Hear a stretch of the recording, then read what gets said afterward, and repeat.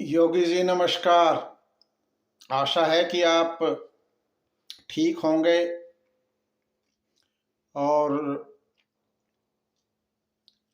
प्रदेश की समस्याओं पे पूरा ध्यान आपका हम पढ़ते रहते हैं, हमेशा रहता ही है। आपके जो दिल के करीब हैं प्रोजेक्ट्स, अयोध्या का राम मंदिर, काशी विश्वनाथ कॉरिडोर और विंध्या कॉरिडोर, मैं समझता हूँ कि वो अच्छी तरह से उन्नति पर हैं और समय अनुसार कंप्लीट भी संपूर्ण होगा कार्य। आप सोच रहे होंगे कि ये पत्र में या आपको जो मैसेज या पत्र जो भी कहिए वो उसमें जाट शब्द का यूज क्यों कर रहा हूँ। एक जाट का मैसेज योगी जी के नाम, जाट वर्ड क्यों यूज किया। जाटों के बारे में बहुत भ्रांतियां हैं समाज में कि भाई ये कौम अक्खड़ है, बोलने की तहजीब नहीं। काफी हद तक ये एक है, हमारी कम्युनिटी के बारे में ऐसा विचार है समाज के काफी लोगों का कि अक्खड़ बोल हैं, बोलने की तहजीब थोड़ी कम है इनके नेताओं को भी, कुछ भी बोल देते हैं। और उसका एक इतिहास भी है। तो हमारी ये प्रकृति जो है इसको समझने के लिए थोड़ा पीछे जाना पड़ेगा इतिहास में। ऐसे तो नहीं समझ पाएंगे। हमारा इतिहास कितना पुराना है वो मैं थोड़ा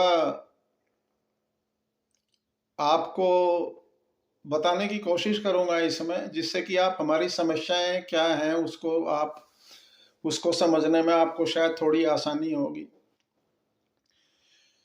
हमारा इतिहास तो बहुत पुराना है, लेकिन जो हमारा जो आज जो व्यवहार है, जो हमारी जो प्रकृति है, उसको समझने के लिए आपको महाभारत काल में जाना पड़ेगा।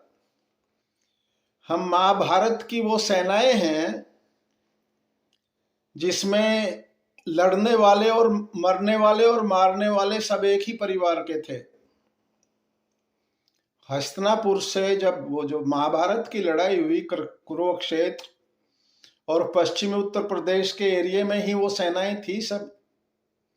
हस्तिनापुर से जब निकले कुरुक्षेत्र गए तो पश्चिमी उत्तर प्रदेश का एरिया सारा वो सेनाओं के जो कैंप्स थे वो इसी एरिया में थे।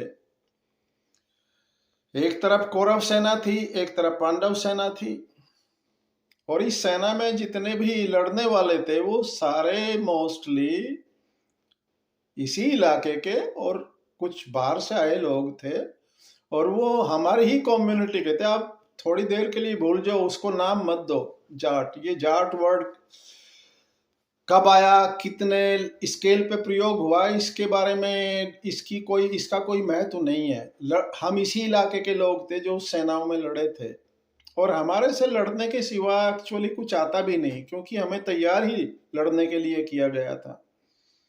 लड़ना और लड़ने से जो संबंधित जो और विषय हैं उन पे ही हमारा फोकस था, वही हमारा काम था।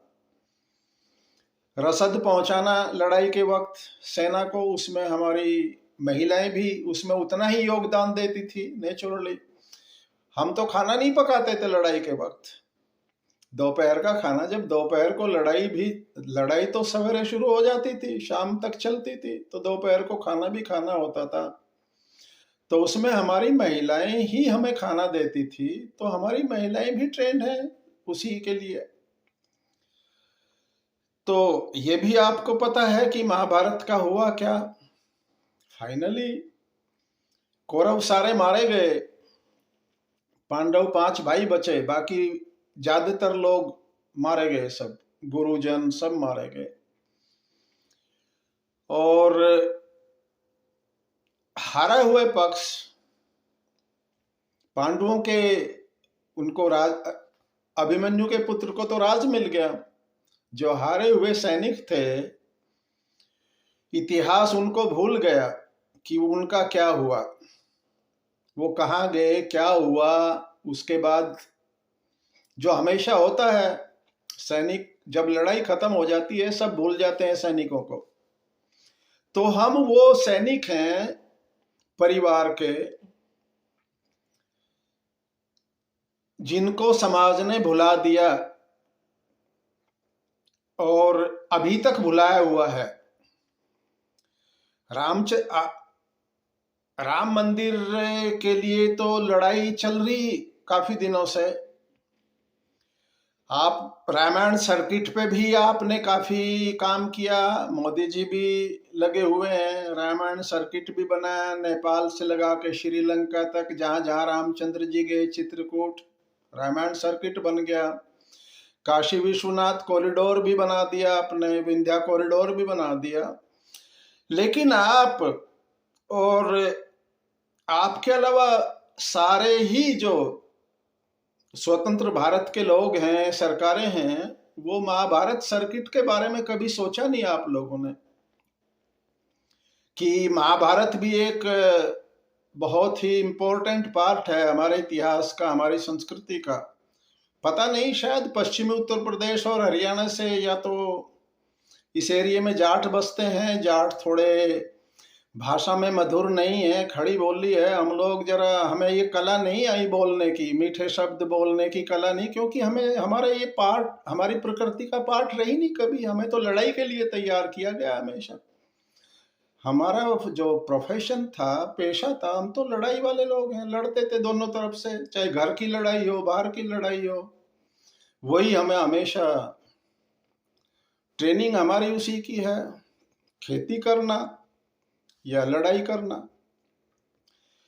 तो मेरी एक तो सबसे पहले, इससे पहले कि मैं आगे बढ़ूं, आपसे ये गुजारिश है, जरा पश्चिमी उत्तर प्रदेश जहां महाभारत हुआ उस एरिया के ऊपर भी कभी सोचिए कि महाभारत कॉरिडोर भी बनना चाहिए।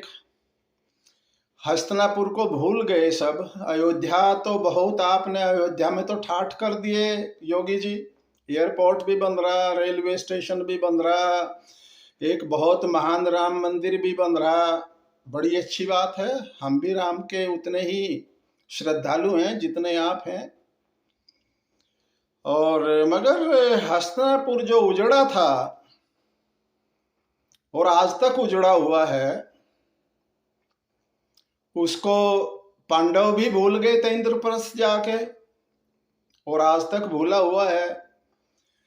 कुरुक्षेत्र के युद्ध के बाद जो सेनाएं थी उसमें नारायणी सेना भी थी। मैं आपको पता होगा, आप ज्ञानी आदमी हैं। नारायणी सेना का तो कोई गलती नहीं थी। उनको तो जो हुक्म दिया कृष्ण जी ने कि भाई आप कौरवों की तरफ से लड़ो और मैं पांडवों की तरफ हूं, तो उनकी तो मजबूरी थी, उनको तो हुक्म का पालन करना पड़ा। वो उनका कोई अपना वो नहीं थी चॉइस उसमें, धर्म अधर्म किसकी तरफ से लड़े, तो उनको तो जो बोला गया उसकी तरफ से लड़े, तो वो कौरवों की तरफ से लड़े। युद्ध खत्म हुआ, कृष्ण जी द्वारिका चले गए। नारायणी सेना का क्या हुआ? क्या हुआ उन लोगों का जो नारायणी सेना में थे? युद्ध वो जीते भी नहीं, हारे भी नहीं, और हारे भी और जीते भी, उनके बारे में कभी सोचा किसी ने क्या हुआ उनका? तो मैं आपको ये बताना चाह रहा, जो हम जाट हैं, हम दोनों तरफ से लड़े थे।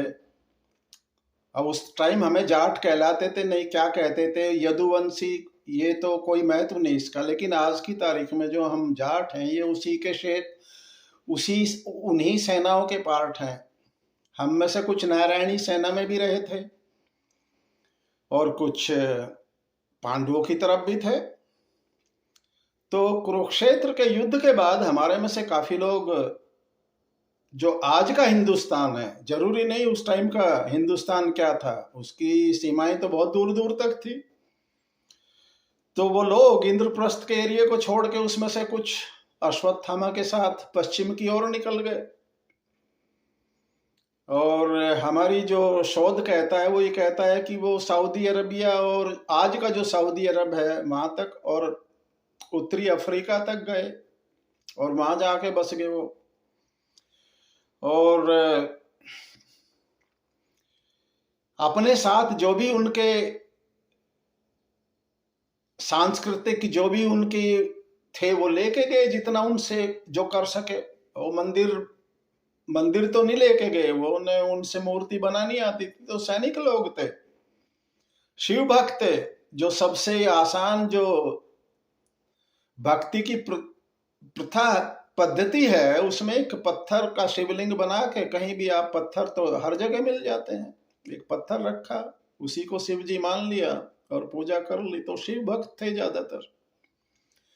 और मैं समझता हूं कि जो काफी लोग मानते भी हैं उसको, कि मक्का तक गए वो लोग और मक्का में एक महान शिव मंदिर उन्होंने बनाया और वहां पे वो बस गए। अश्वत्थामा का उनके लीडर थे जो बचे थे महाभारत में। ये डिटेल में किसी अगले संबोधन या पत्र में मैं आपको लिखूंगा। तो अभी तो मैं आपसे ये गुजारिश है मेरी कि हमारी जो प्रकृति है, आप उसको समझने की कोशिश करें कि हम क्या हैं, और जैसे हैं हम अभी वो ऐसे क्यों हैं, हम लड़ाकू क्यों हैं, हम ठीक से बात क्यों नहीं कह पाते, कि हम हर चीज में हर लड़ाई में घुस जाते हैं जाके, चाहे वो किसानों की हो, पहलवानों की हो, क्योंकि वो लड़ना हमारी प्रकृति का पार्ट है, हमें सिखाया ही गया, वो हमारा धर्म है, कर्म है। बोलने की कला हमें कभी जरूरत नहीं पड़ी, क्योंकि लड़ाई में बोलने का बहुत ज्यादा काम होता नहीं, वहां तो हमें जो हुक्म मिलता है उसके बाद हुक्म की तामील होती है, और कुछ उसमें होता नहीं ज्यादा। तो एक तो ये है हमारी गुजारिश कि आप इतने कॉरिडोर बना रहे, इतने सर्किट्स बना रहे, एक महाभारत सर्किट भी आप जरूर बनाइए, जिसमें हस्तिनापुर, मथुरा और हस्तिनापुर से निकल के जो सेनाओं के जो रूट थे कुरुक्षेत्र जाने के, उन पर भी रास्ते में कुछ जगह पड़ती हैं।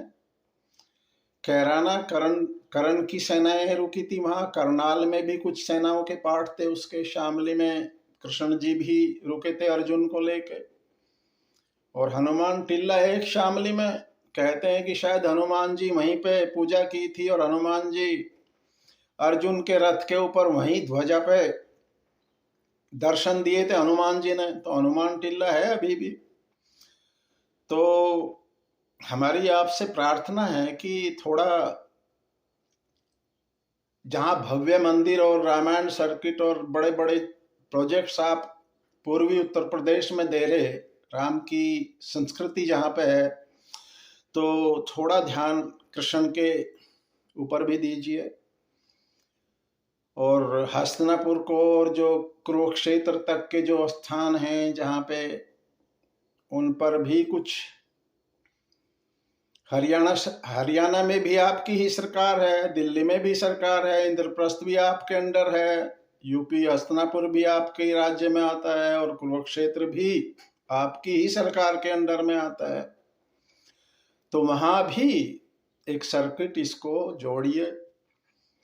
और जाटों का इतिहास तो, इसकी जो कहानियां हैं वो हम ऐसे क्यों हैं, क्या हम बदल सकते हैं? हाँ बिल्कुल बदल सकते हैं, दुनिया बदली तो हम भी बदल सकते हैं, लेकिन हमें बदलने की किसी ने कोशिश की? शायद नहीं। अपने आप से जितना हम बदल पाए वो बदल रहे धीरे धीरे। और मैं अगली वीडियो में फिर आपसे डिटेल में जाऊंगा।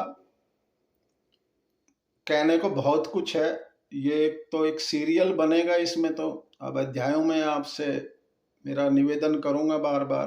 फिलहाल तो ये है, अगर ये वीडियो आप तक पहुंचे या कोई पहुंचा पाए, तो कृपया करके आप एक सर्किट पश्चिम उत्तर प्रदेश में महाभारत सर्किट के बारे में भी सोचिए।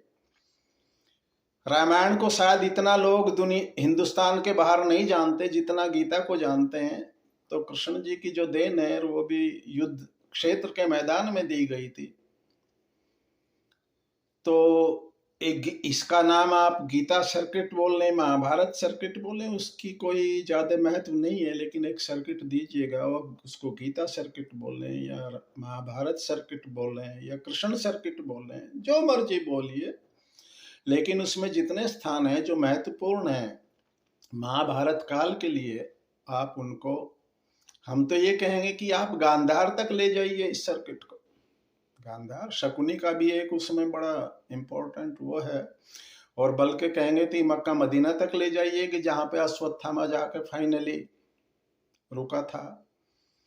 और मैं आपको ये बता दूं कि वो जो हमारी जितनी भी शोध किया वो भूले नहीं कभी हिंदुस्तान को कौरवों ने, जो अश्वत्थामा ने, उनकी इच्छा हमेशा रही कि हिंदुस्तान पे वापिस आएंगे, राज्य करेंगे। शायद गजवाए हिंद उसी का पार्ट है एक। तो ये युद्ध महाभारत का मैं समझता हूं जारी है अभी भी, और शायद जारी रहेगा। और लड़ने वाले और मरने वाले, कटने वाले वही लोग हैं जो महाभारत में थे, दोनों तरफ अभी भी। तो योगी जी सोचिए, एक सर्किट हमें भी दीजिए, जिससे कि हम भी अपनी संस्कृति, जो हमारा योगदान है समाज के लिए, दुनिया के लिए, उसके बारे में दुनिया जाने। हम ऐसे क्यों हैं इसके बारे में लोग जानने की कोशिश करें। और इस वीडियो को मैं अभी इस प्रार्थना के साथ, आपसे जो प्रार्थना की मैंने, उसके साथ अभी इसको विराम देता हूं। अगली वीडियो फिर मैं आपके नाम ही बनाऊंगा। तब तक के लिए नमस्कार।